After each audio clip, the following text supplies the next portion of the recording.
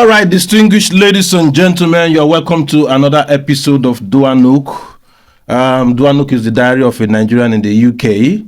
It addresses everything that talks about Nigeria. Nigerians are great people all over the world. We have Nigerians that are living in the UK. We have those that are coming to visit. We have those that are doing businesses and so on and so forth. Right. And today I have a special guest with me.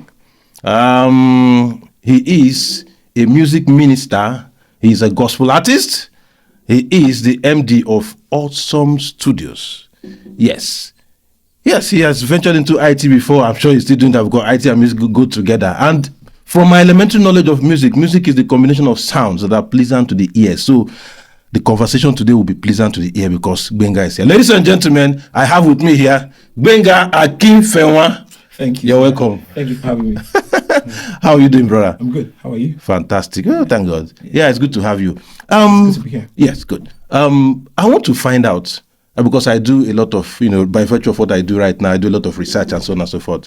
Online, I saw something, or I saw something talking about Dr. Gbenga Akinfenwa. Can you throw more light? You're going to bring it out before this time. A proper announcement will be made. Okay. I was working in that regard. And it's great. done, so That's great. yeah. That's great. Okay. We're going to have a proper announcement and graduation and all that. Fantastic. I'm good to hear that. Yeah. DOANUK will really be happy to be a part of it. You get your invite. Okay, that's great. Please, I want my audience to get to know who is Gbenga Akinfenwa. If I'm walking on the road and somebody says, who is Gbenga Akinfenwa? What should I tell them? Tell them Gbenga Akinfenwa. That's Gbenga Akinfenwa, yes. My name is Gbenga Akinfenwa. I'm a proud Nigerian, a husband of one, a son of two, a father of three, a friend of many. I do music for a living. Like you said, I've always done music sort of for the most part of my life. Okay. But I'm also science oriented. So I've done quite a bit of IT before I ventured full time into music. Okay. My father is from Ibadan, so ancient city. The ancient city of Ibadan. I was born, bred and buttered in Lagos. And by the grace of God, I sing and minister via the instrumentality of songs. That's great. That's great. That's fantastic. Okay, as a music minister, is it fair for me to address you as a music minister? Yes, that's fine. Yeah, fantastic. There is this dichotomy that I think that gospel artists or the music ministry as a case need to clarify for us. There's always, for me, I think there is always a challenge understanding who is a gospel artist, who is a music minister, who is a worship leader, and so on, praise leader, and so on and so forth. I'm asking this question in the light of commercialization of whatever gospel artists are not do. Can you throw a little bit more light? I think that it's all okay. Let me calm down because I can go. I know. I can go on and know the only base of this one. I know. So I'm going to get my thoughts together. Yeah. An artist is anyone that gives expression in a certain way. Okay. So you sing, you're an artist. Okay. You're an artist. I guess that the need to clarify and put the right things in the right boxes came because not everybody who has expression via music is only limited to music. Okay. So you find pastors singing, you find other people venturing into music. But you can be a preacher and be an artist. Okay. If you give expression to music, and especially if that music is commercialized, you're an artist. Okay. You can be an artist and be a doctor. You can be an artist and be a pastor. Okay. You can be an artist and be an engineer. Okay. But you play an instrument, you sing, you have a certain expression through music, you're a music artist. Okay, music artist. You're a music artist. Not a music minister. Now, the part for the music minister means someone who ministers through music. Okay. Now, not everyone who gives expression in gospel music through song is a minister. That's what I'm going to.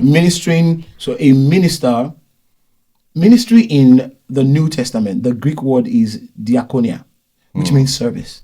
Okay. It's not deeper than that. People try to make it like it's really deep. It's not deeper than that. Okay. You give service, you minister to God, and you minister to men. If you have that background or you have that calling, you have that mindset, you have that burden, then you are a minister. So it is possible, hypothetically, for someone to be a gospel artist, that's you just saying gospel, and not be a minister. Not be a minister. There was a time that it was quite very common for the people they call mainstream to want to delve into gospel. So you can't call them a minister. They have found a gospel expression, but you can't say they don't have that burden. Okay. That people who are called into it, who count it as life and death, who will fast and pray and wait on God to get songs. Okay. So it's not the same thing. So in that area, that's a difference. That's a difference. So there's a spirituality or an institutionalized framework for it now.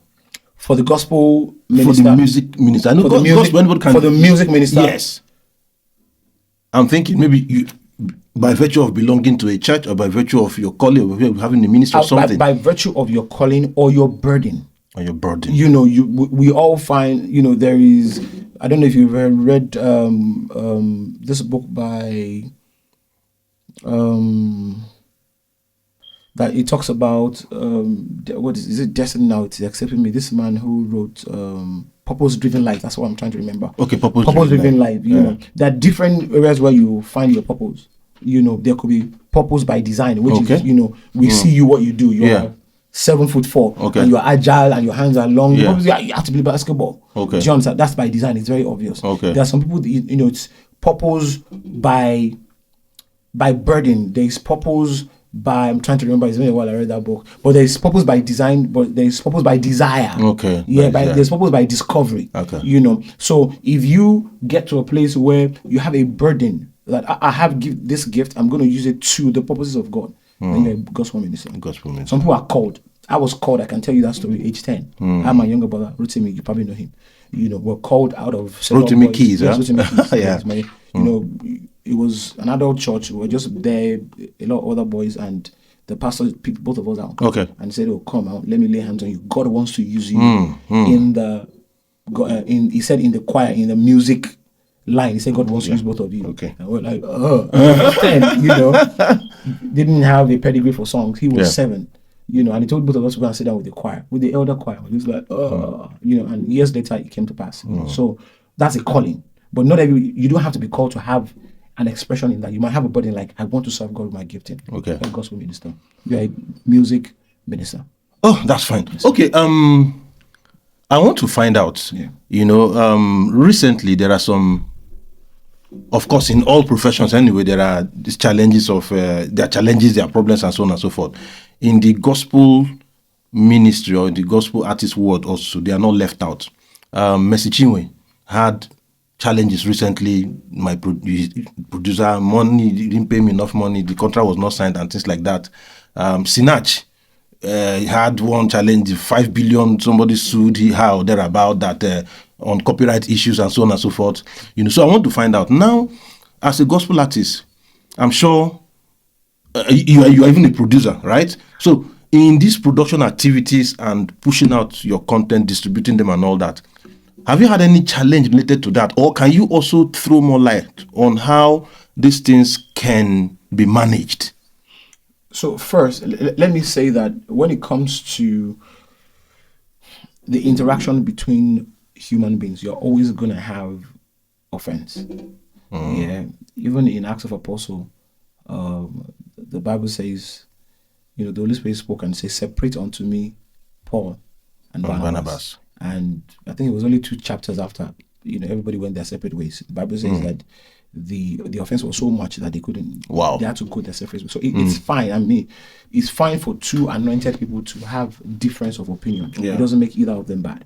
It's how you resolve it, that shows your maturity in handling conflict. So that's fine. Okay. You also have to realize that when we say gospel industry, gospel ministry, it's a broad spectrum.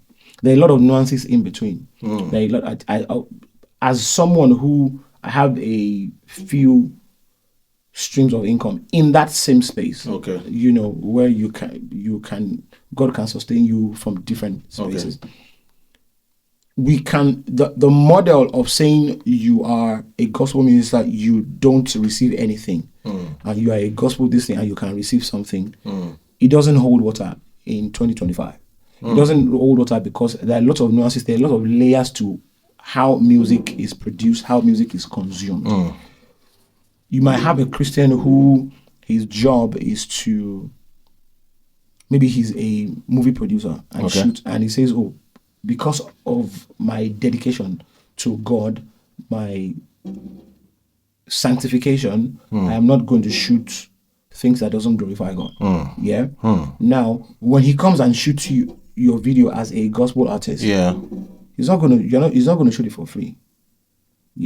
So there's a lot of nuances to that. I know people who are full-time musicians who say, I'm not going to play for any secular people. My gift is solely to the Lord, and they operate in that gospel space. You're not going to say, oh, come around and just do it for free. So we are putting our house in order where you have account, you have systems that will sustain the gift that God has placed inside of you, or else you can be talented and be broke. You can be talented and broke. Yes, you can be anointed and be broken anointed down. And broke too. Yes, you can be anointed and you're always annoyed.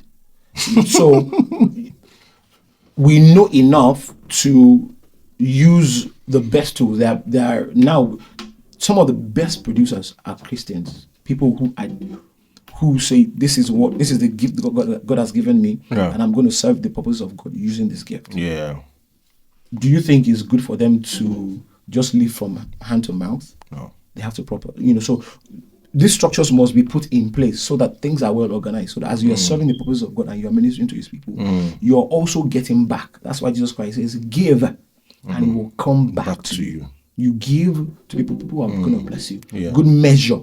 Press that. It even say you should give good measure. You just say give. But the one you're going to get back is going to be good measure.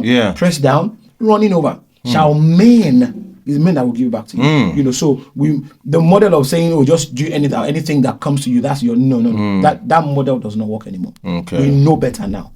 So in that, and that's where contracts come in. So I'm writing a song and I'm giving it to you to sing. And you're monetizing it, you're going to commercialize it. Of course. There are contracts for songwriters, there are contracts for musicians and for producers. It is good that you know all about that so that you can put things in place. I trust you, not that I don't trust you. You're my brother. But just for clarity and so that all of us can be held accountable in case anyone misses it. This is the contract. Everybody rules, responsibilities, and obligations. Thank you. So that's the way I think it should. And when things go awry, you can then brand it to people and say, this is what we signed. This is so someone can have a bit of amnesia tomorrow and say, no, it's supposed to be 20. You say, no, it's not 20, it's actually 22. This is what it says. So we're learning to do things the right way. I think that's what it is. That's what it is. Is a producer, you're going to get 5%. Whether it is 2 naira they sold or 2 billion naira, you're going to get 5%. Nobody has to argue with that. So I think we're like in every institution that is emerging. I think that space is emerging and coming of age, and you're going to have teething issues where because someone made this mistake, let's put our house in order so that we don't keep repeating the same mistake. I think that's what the point we're at the moment. So basically now I'm thinking, I'm not too sure, it's only the courts that can actually take care of some of these crises. The contract is there. There are entertainment lawyers who can take care of it. You can go online and download it, and then you sign, I sign, everybody's good. But is there a place of, like, I know that some other artistical professions, so to speak, they have some regulatory organizations or bodies, and in the gospel music, whatever, is there anything like that? I don't know. You don't know of, I don't know of any. I would rather, even if I have a disagreement with people, I'd rather, like the Bible says, that we sort it out as brothers than take yourself before the court. And I have had 2-3 instances where I wrote the song, produced, did everything, like everything was just ready, and this person just came in and just sang and went away. Sang that song. Sang the song. I allowed them to sing. Like I gave them. I produced it. not once, not twice. Oh, okay. I produce everything. Everything is done. I've done the beats. I played the bass, played the keyboard. Yeah. Everything. All the music is set, and he or she comes in and sings on it. Yeah. And so when you hear on the consumer side, you hear as their song. But because we didn't put pen to paper, I'm just in the shadow as a producer. I'm the songwriter and the producer. I'm everything. He just sang, but it's a song, in the public space. Okay. If we did not put pen to paper or have not registered the song as a songwriter, then it's a song. And I've had situations where, out of my goodwill, I just give someone, don't worry. And the person just went about and didn't look back. And didn't even give credit and say, oh, this song is written by so person, produced by so person. So from that you might learn, and then you start learning how to put your house in order. So basically, we shouldn't leave everything to chance. We shouldn't leave everything to Christianity. We shouldn't things should be done. Even the Bible says decently and in order. Things where contrast should be signed, this thing should be signed. Jesus had a system. He had someone who holds the purse. Yeah, that's a structure. That's a structure. Yeah. He had a system that works. It was people we look at like that ministry as if it was just freelancing. No, they were not freelancing. There were hierarchy even among the 12. There was a hierarchy. Yeah. There was someone who holds the purse. Yeah. There was someone who he had 3 that were closer to him, who were like the executive. Do you understand? So there was hierarchy. There was a system. Yeah. And I think it's mostly an African thing, where we don't want system. We just want to do things anyhow. And that's why if someone calls you and you say, oh, this is the bill, they'll be like, you're my friend now, you're my family, and people do not want to, especially when they're on the other side of it, we don't want a system that works. We want to walk into the government house and let it be your turn. We don't want to stay online. So I think we're learning that, and we're coming of age. Okay, taking you back a bit, on commercialization of, it's a profession, like we said. It's from here we bring out whatever we use to take care of our children, depending if that is our core profession. Do you think there is a problem, achieving that as a gospel artist? How do I mean? If it was the usual secular artist, for instance, they know as you are bringing 2 million, 3 million, 5 million, no stories.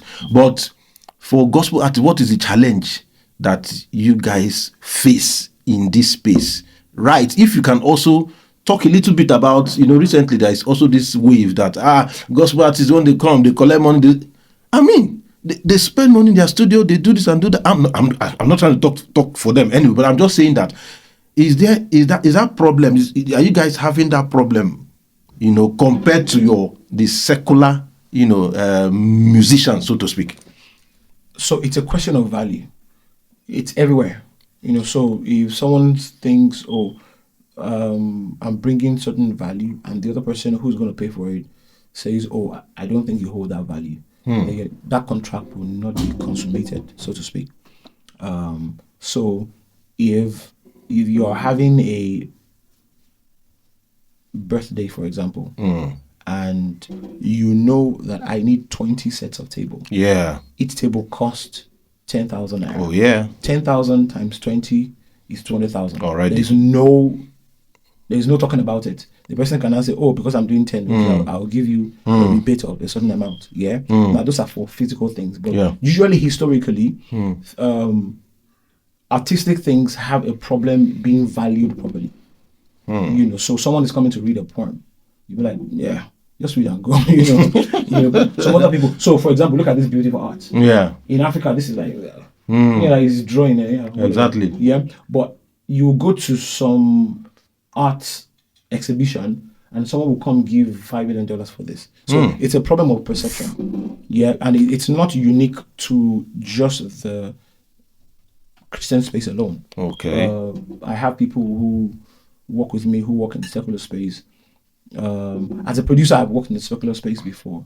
To some extent, still do in terms of doing movies and all that, soundtracks and all that. Wow. And it's the same problem. This is how much I think. You're coming with your whole band. Yeah. You're doing music for the whole day.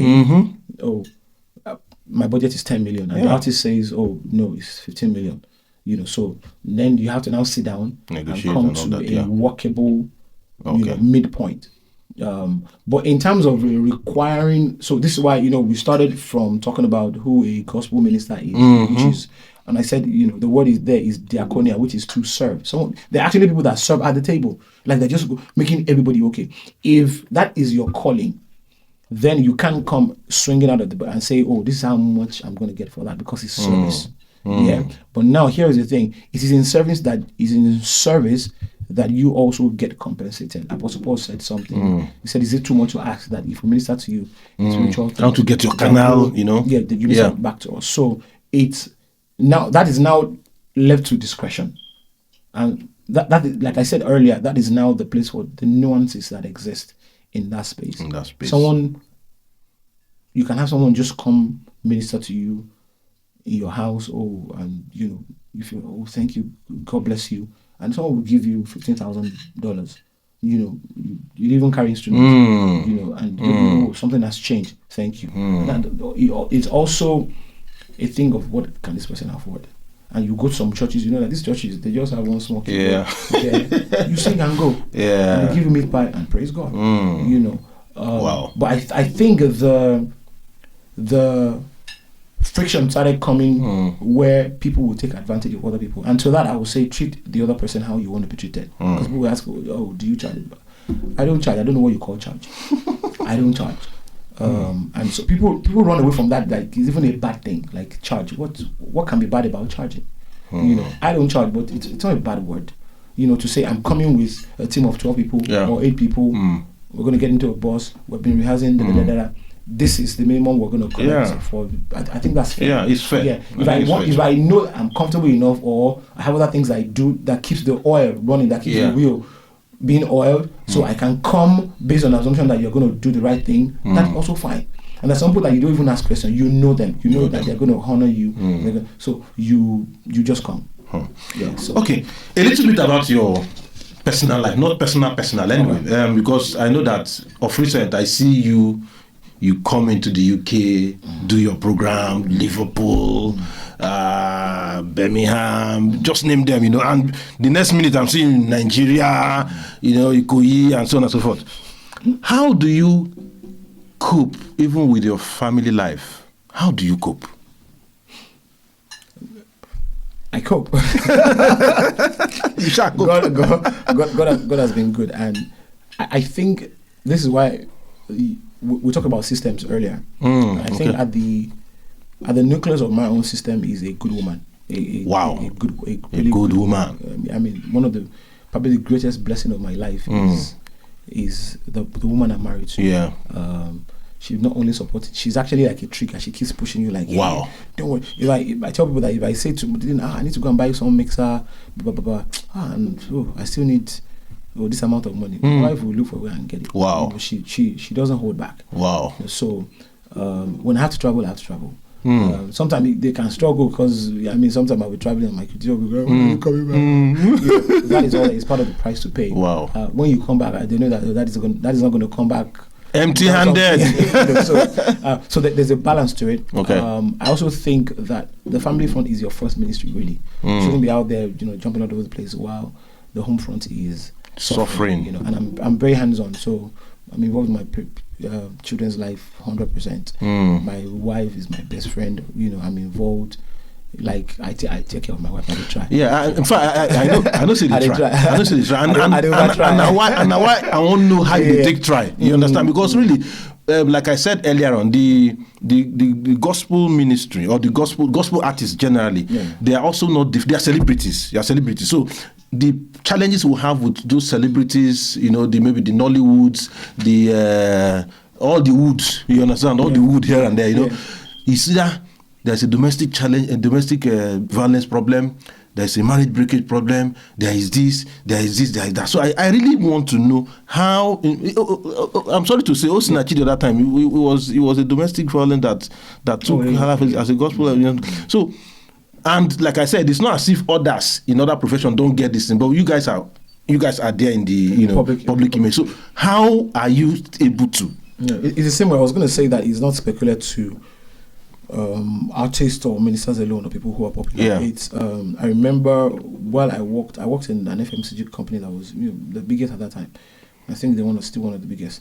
And some people will just carry laptop home and they'll send you email by 2 a.m. I'm like, you people don't sleep.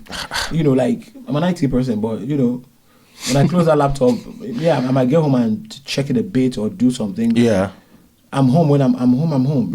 I don't turn the office, my house, into an extension of the office space, So it's good that when you minister, you go spend yourself, give everything. When you're home, give everything. Because guess what? When the lights are out and the people are gone, when you minister to are gone, what is remaining is your family. And I saw this pattern growing up where you see a lot of pastors' kids, so they struggle. They become rebellious because daddy is always ministering to people, always traveling, and he's not at home to cater to their own needs. So they feel neglected. It's almost like you have a father who's not exactly your father, who's the public property. So I tell people that you owe it to yourself that your children don't despise the name of God because of what you're doing, because of the anointing you carry. So. God is helping us in that area. My children love it. They're also involved. I mean, I'm working on a few songs, and at least my daughters are playing a small part of the keyboard. So fantastic. I get them involved. They play the keyboard. Lion know the born goats now. Yeah. So.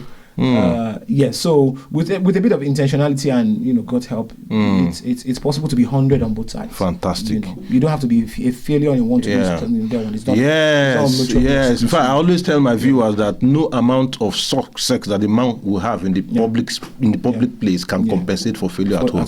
Yes. Yeah, it's very, very That's important. why you're coming to sleep.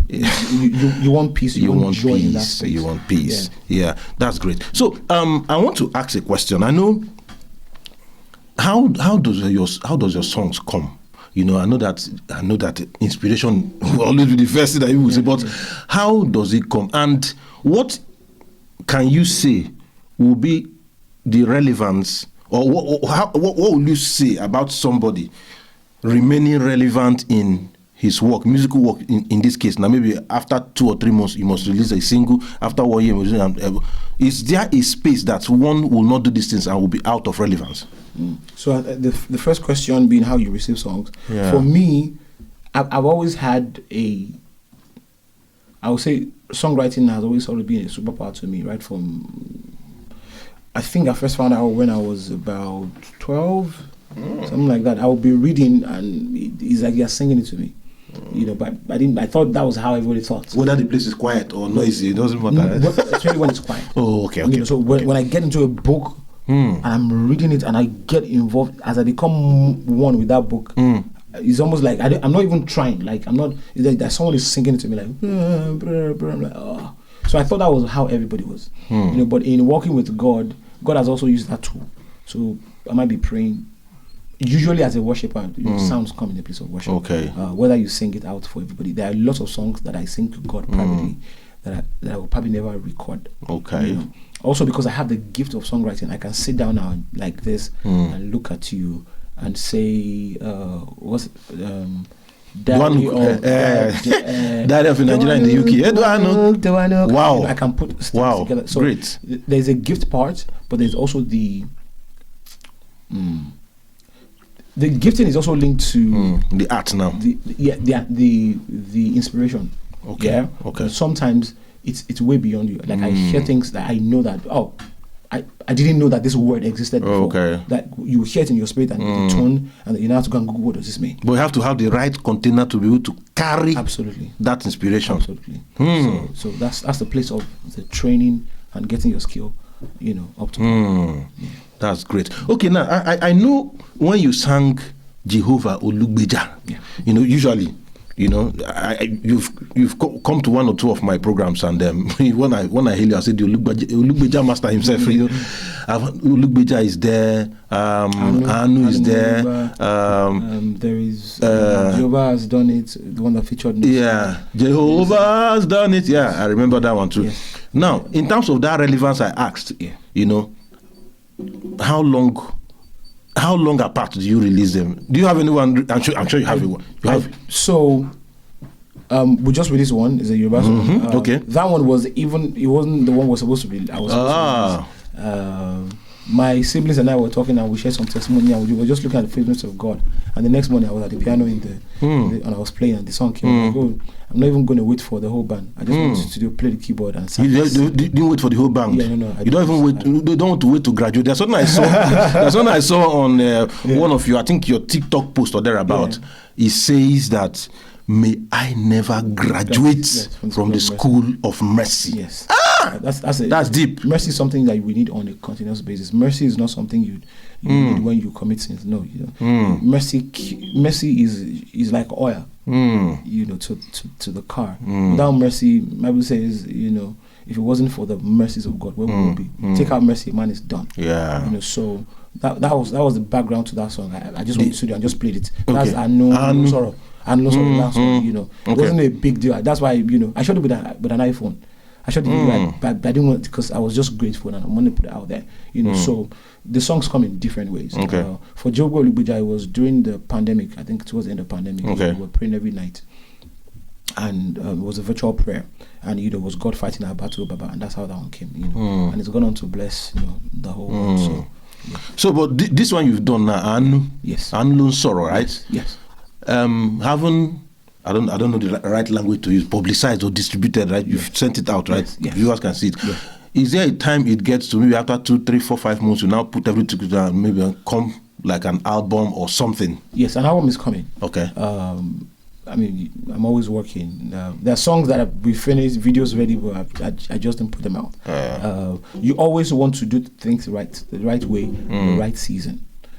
Sometimes God will also place a certain burden in your heart to say, this is the song. I like this song. I want to release it, but this is a song for the season.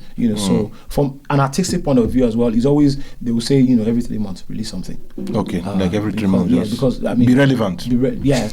No, so it's beyond being relevant because of how a lot of people consume music or discover music via social media. You have to put something out there.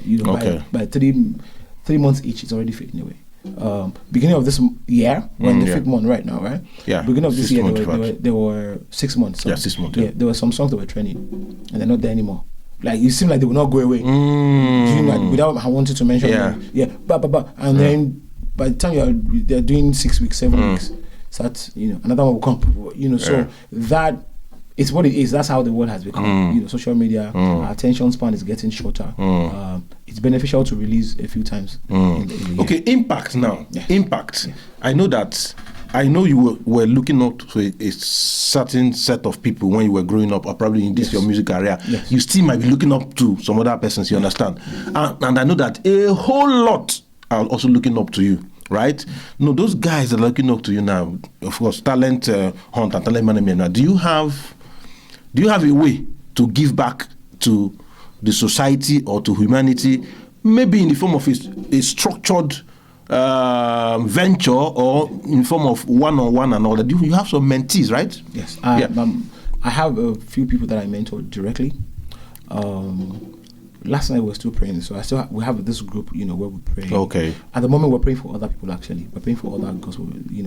Some of them don't even. A lot of them don't know that you're praying for them, but it's our assignment. It's part of giving back to train these people to say, beyond naira and kobo, beyond gold and silver, we have an assignment to God. We have an obligation to carry what He has given to us with dignity and to do the work.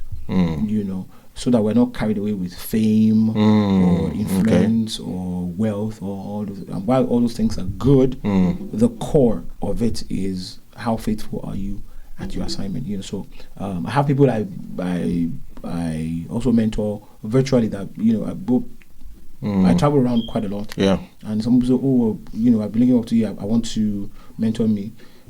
It might not be as smooth, but they come in, you advise them. They wanted to listen to, what do you think of my song? So I use it this way. Okay, so they send some of their songs to you, I have a few at the moment. I recorded it, but I want to listen to it before we make or something like that. So there's always that going on in the area of mentorship. So that's part of my way of giving back. Yes. Okay, let's find out. Are there things that you want this audience to know about you that they don't know about you? We talked about music. Which other areas? Which other things? Anything? Before. I think we said that before. What else? I used to support Arsenal. wait. Arsenal. You know, I used to. Apologies to the Arsenal fans. Somebody was saying that Arsenal is not a football club, and I said, why? How do you mean by that? I said, don't say that. He said, no, Arsenal is not. I said, what do you mean? He said because every Arsenal is like a TV series. You know, you're always looking forward to the next season. I still love the club. Though. Oh, yeah, fantastic. I'm not as passionate about. I'm not as die hard as about football as I used to be. Okay. At the time that it was a big part of my life. So, we soon dropped it off. Of course, there are more serious things to do. I don't want us now, so I kill myself. Yeah, of course. And that's why I tell people that there has to be a balance. I mean, have all the fun, banter, and all that, but you don't know you there. That Chelsea that you're carrying on your head. Yes, now a lot of people you see. In fact, those days, those days, you see a group of people they'll just go and get that around about the stand.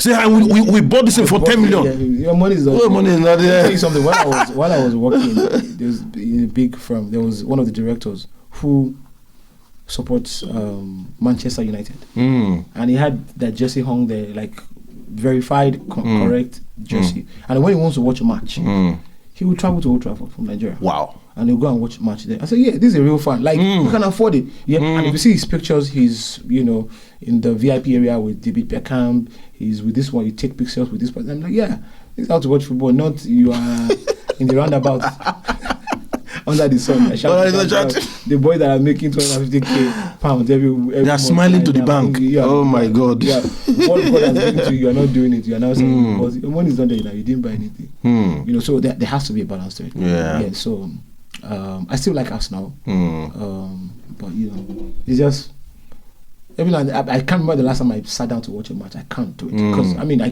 can put 1.5 hours to better use. Yeah, but I'll go to online and just say, what did they play? Yeah, I can do highlights and all that. Yeah, But in 5 minutes I've gone through 5 matches. But okay, that means things like that because I do things on stress management. Okay, I always tell people I develop one mathematics: stress plus stress equals to distress. And distress is a function of stress.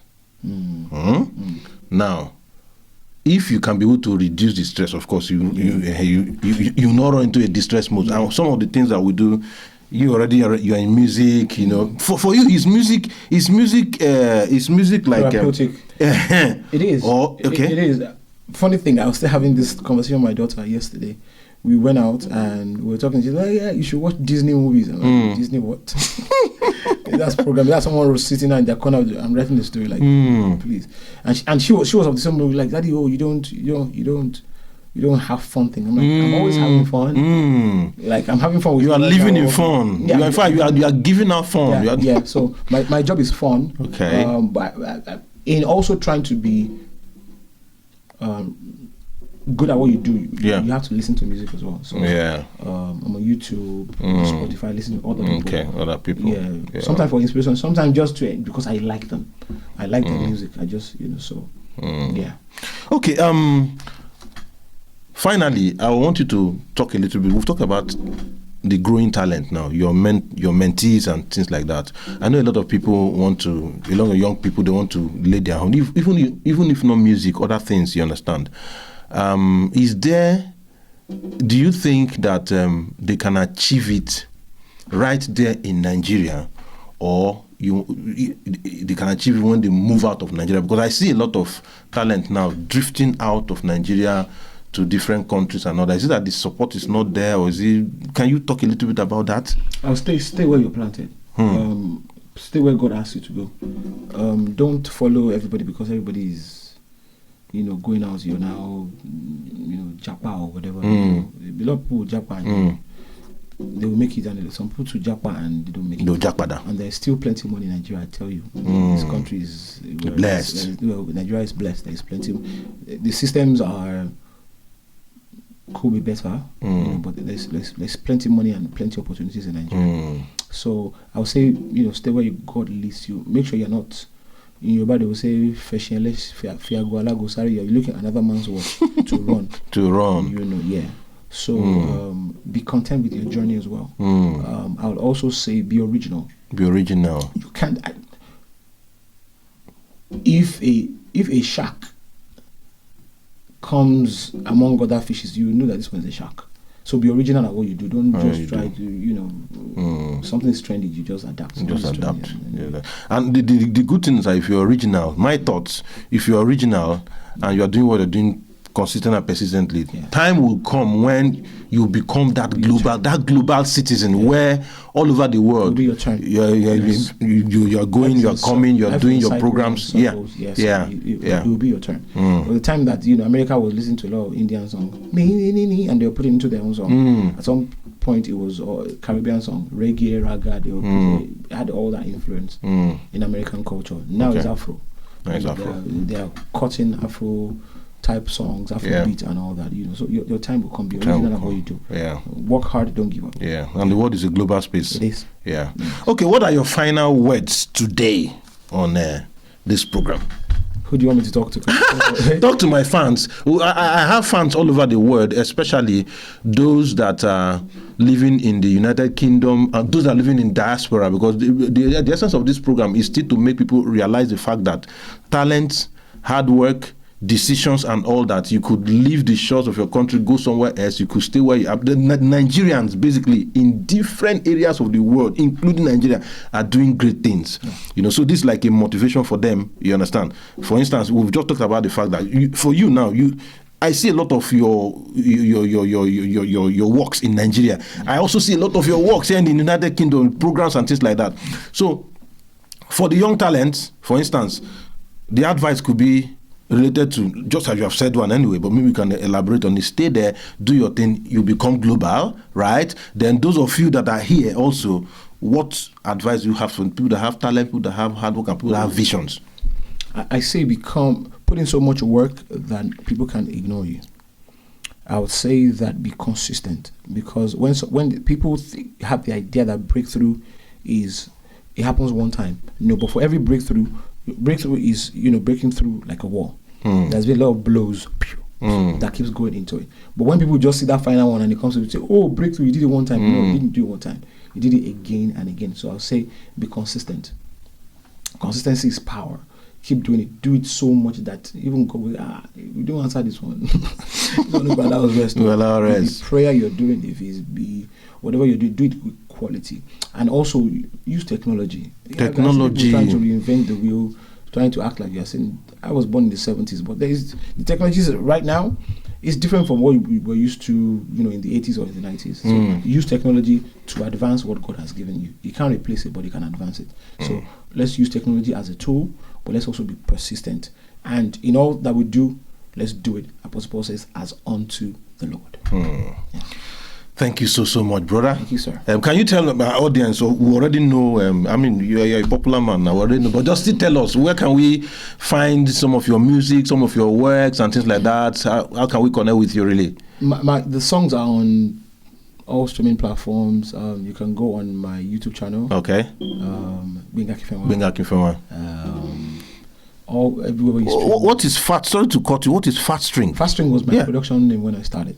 So they used to come because I used to play the bass. Okay. So that bass fat. Fat. Makes sense. Okay, makes sense. Fast string. Your head did there. So that's where Fast String came Okay. from. Yeah. Okay. Yeah. Okay. Yeah. But all the songs are on most of the streaming platforms. Okay. And on YouTube. Okay. As well. Yes. Ladies and gentlemen, I've been speaking with the Olugbeja master himself, Gbenga Akinfenwa, a great gospel artist by the special grace of God, a great Nigerian, a father, a husband, and everything. He's been on the show, and it took me time to get him on the show because he's a very, very busy man. Today he's in Liverpool. Next tomorrow he's in Lagos. Liverpool is L, Lagos is L. Sometimes he's in London, sometimes in Ondo. And I always tell people London is London, but if you remove the first letter of and the last one, Ondo. So you see in London today, you see in Ondo tomorrow. So it was really difficult getting him to come here, but I'm grateful that he's here today. Thank you so much for coming. I appreciate it. Increase. Amen. To DOANUK. DOANUK. Yeah. So we're going to have DOANUK and DOA America. DOA America, DOA Canada, DOA. Yeah. Thank you so much. Thank you for coming. Thank you so much. Thank you, sir. Bless you. Yeah.